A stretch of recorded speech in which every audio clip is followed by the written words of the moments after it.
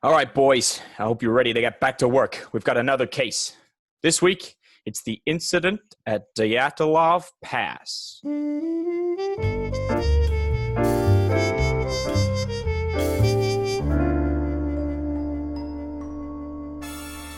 So, Unsolicited Detectives. What do you know about Dyatlov Pass? Again, nothing. Good. Yeah, nothing. I can't even make a joke that I recognise Yeah, words. that's in that.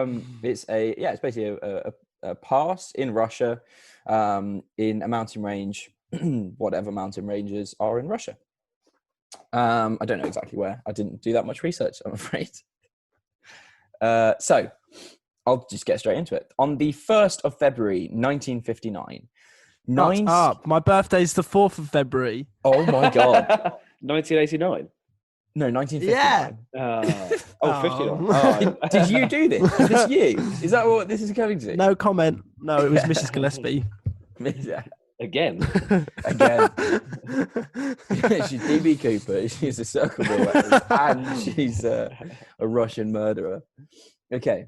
So 1st of February, famously 3 days before Danny Humby was born, 9 ski hikers mysteriously die in the mountains of Russia, which was obviously then the USSR. So the group set up camp, made dinner, and went to their tents. But the next day, the group never returned. Is it inappropriate to ask what they had for dinner, seeing as they all died? I don't know I don't think it's. What's the etiquette here? That's suspect number one. I don't think we know what they had for dinner, but they were Russian and they were skiing. So probably like, oh no, I want to say gulag, but that's not the name. It's a stereotype here now. Gulag would be the thing in Call of Duty that you. Gulag is a prison camp. What is the gulag? Goulash. Maybe that's what I'm thinking of. Goulash. What's goulash? It's like a. Isn't that a Pokemon? Yeah, it's a stew. Yeah. Goulash. I choose you. I think I've caught goulash. I think I've caught one before. Yeah, you should go see a doctor about that, Danny. I think antibiotics can sort it, but goulash is also the best word to say in a Scottish accent. Goulash. A goulash. So goulash is a Hungarian stew, so they might not have been having goulash. All right, goulash is out of the picture then. So, set up camp, made dinner of maybe goulash, but that's unconfirmed. And they went to their tents. Over 3 weeks later, so there was then a search to try and find them. And 3 weeks later, on February 26th, or like more than 3 weeks, the camp was found by a team of searchers. So not the bodies, just the camp. What they discovered was that the tents had been ripped open from the inside. And there were footprints left by the group as though they ran away from the camp. Some people were barefoot, some people were in socks, and one of them was in one boot and one barefoot. One of them was in 1 foot. Yeah, one of them only had 1 foot. Hopping. How can you determine that a tent has been ripped open from the inside?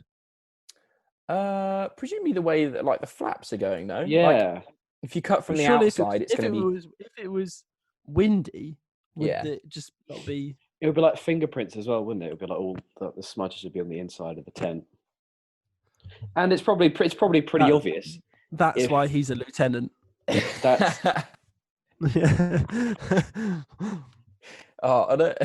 On a side note, on a totally irrelevant side note, when me and Tom did the Tom and Elliot of this week, I thought it would be really funny to rename myself to Tom Usher. That meant that the recording files had my name. So I panicked because I was like, "Oh no, it's recorded Tom twice." And so last week when you renamed yourselves to like Lieutenant Deputy Tom, like that was what the recordings were saved as. Okay, so the tents had been cut open from the inside. Some of them were wearing just 1 foot, others of them were in socks and boots. Then they followed these footprints and they found the first 2 bodies who were shoeless and wearing only their underwear. The apparent cause of death was hypothermia, but over the coming months, they found the other bodies, which caused the investigators to question their findings. One body had an evidence of blunt force trauma, which is, it was blunt force trauma. It's when you get into like a fight or something hits you really hard and then you die.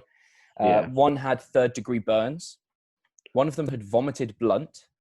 Blood, yeah. One of them was missing both of their eyes. Another was missing their tongue.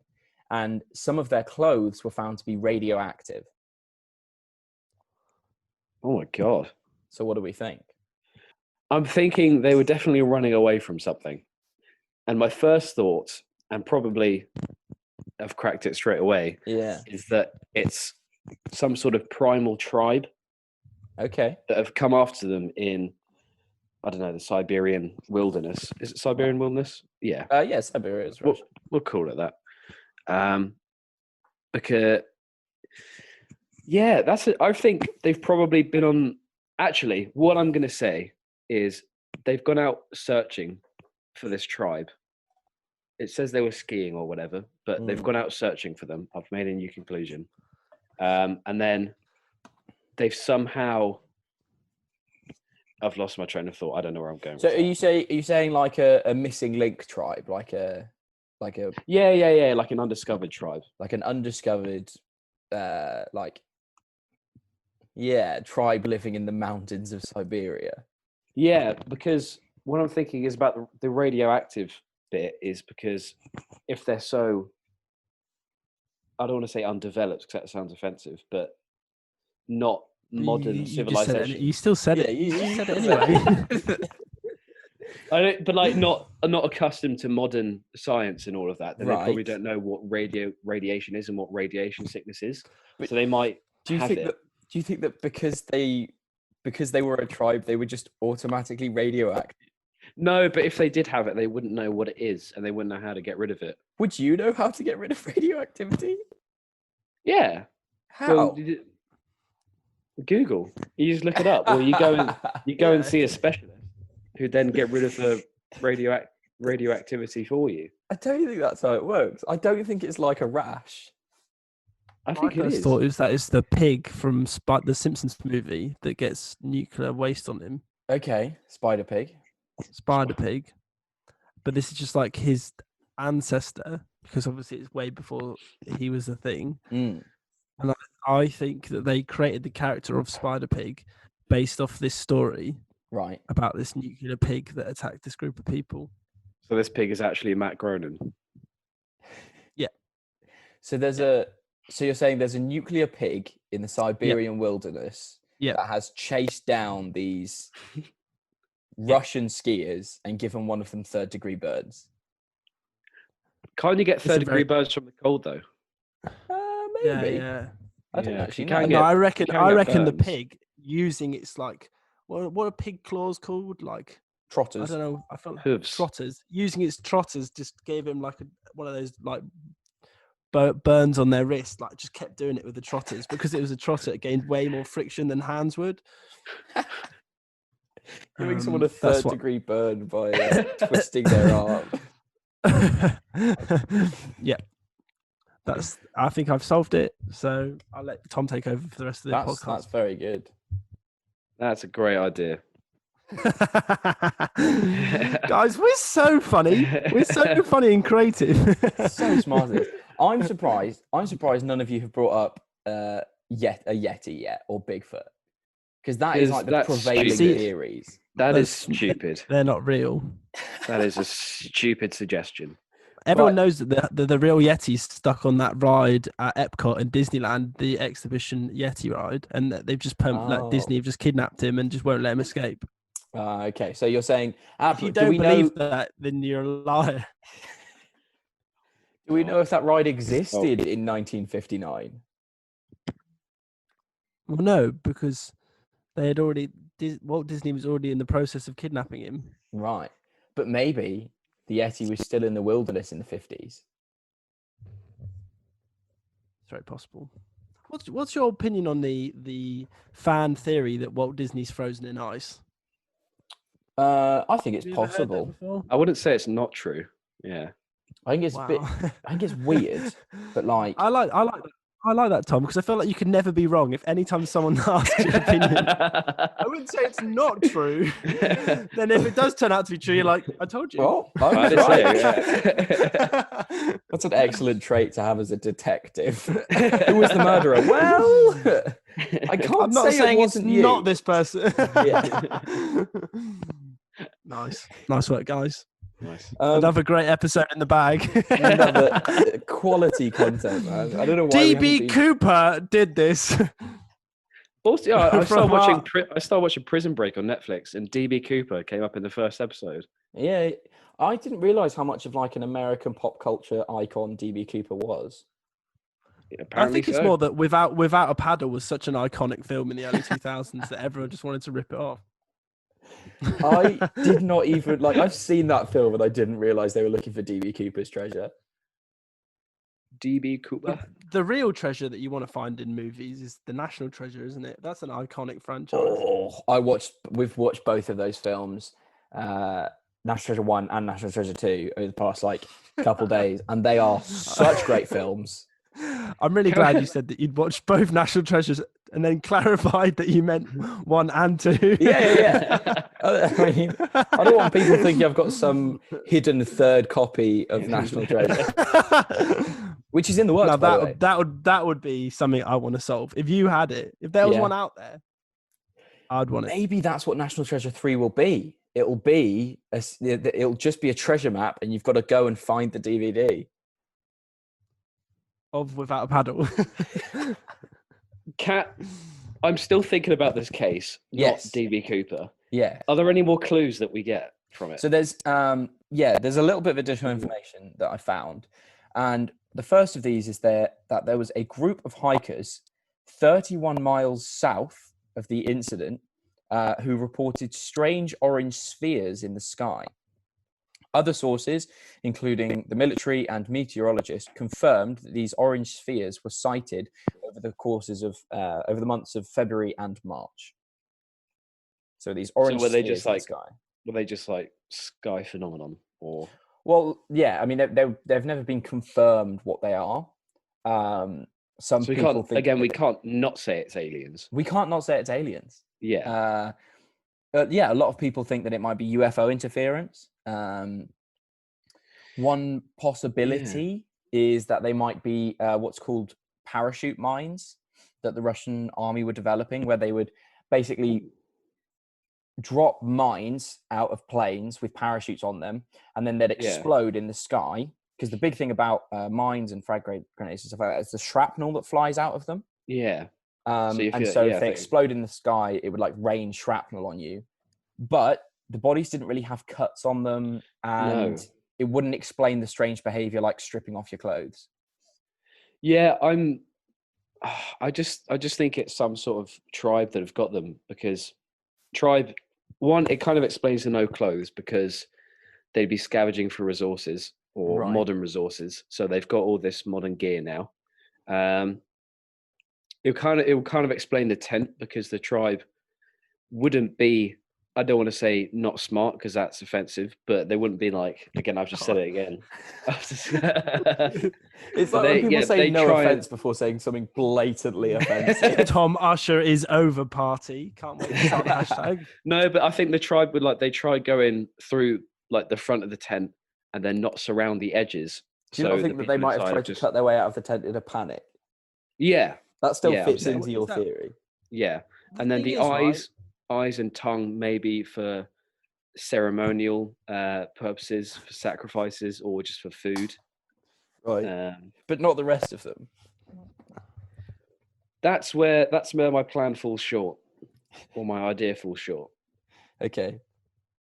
Yeah. You're saying about them panicking and then cutting their way out of the tent, right? If you're in the tent and it's like a 2-person tent and you're like, look out the entrance bit and you're like, oh my God, someone's there coming to get me. I know what I'll do. I'll cut my way out the other end. They'll still notice you coming out the other end and running away. You're not getting that much time saved. That's very true. That's very true. It's not the How fast can you cut open a tent? You think these people default got knives on them? Quickly. Yeah, they do. If they're If they're skiing What, out you in think- the and you wilderness think- and they're camping, And you they've think that just these got- people coming to attack won't hear the... Yeah, they Quick, probably. cut open the back of the tent.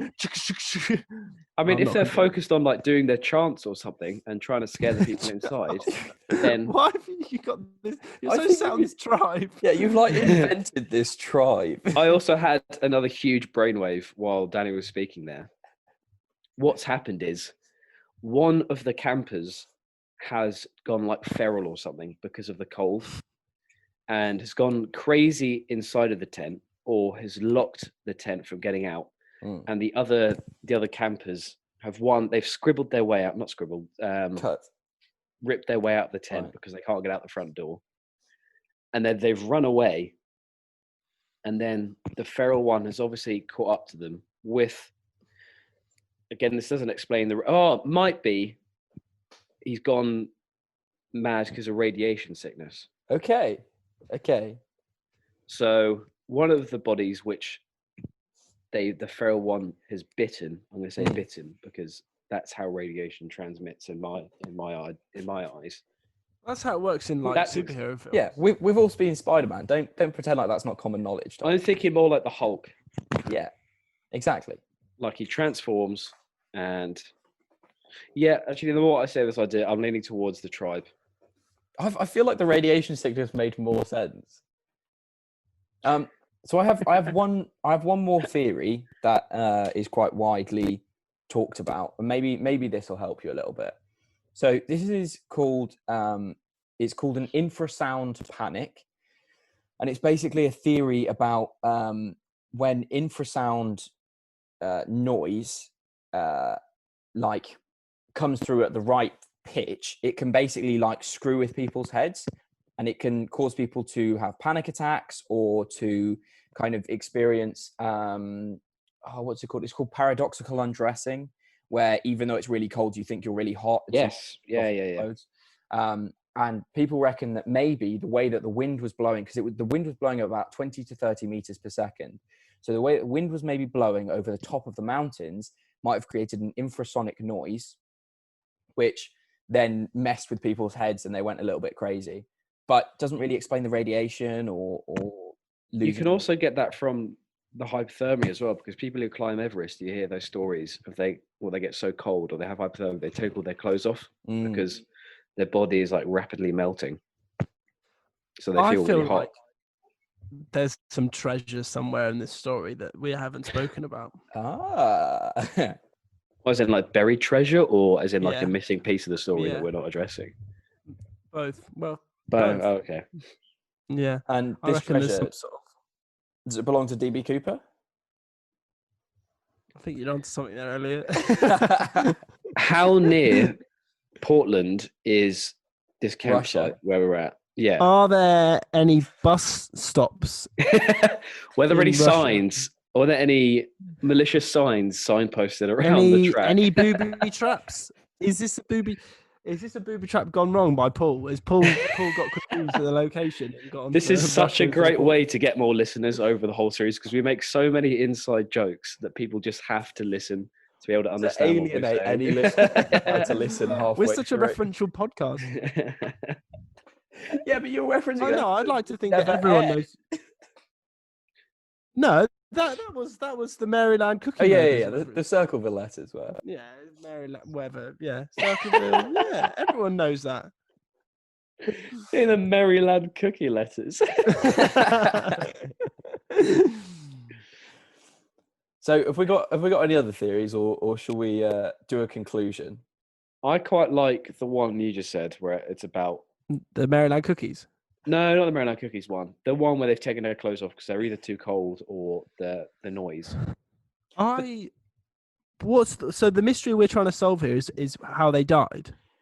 Yeah. So why they left their camp, how they managed to get third-degree burns, radiation, like why they left their camp in such a hurry.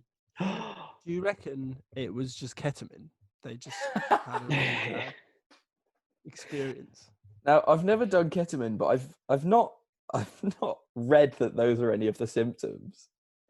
Okay, I knew someone who may have addicted to the drug. One of the side effects of him taking the drug was that he ran about his room a lot. Like Okay. you'd hear him at like 3, 4 in the morning. He would just be like stomping around his room. So Like you're saying potentially. potentially ketamine Okay. is on the cards. But not on like a nuclear ketamine. Yes, yeah. Oh, were they like? Like they- Did you hear that? They came up with. Ah!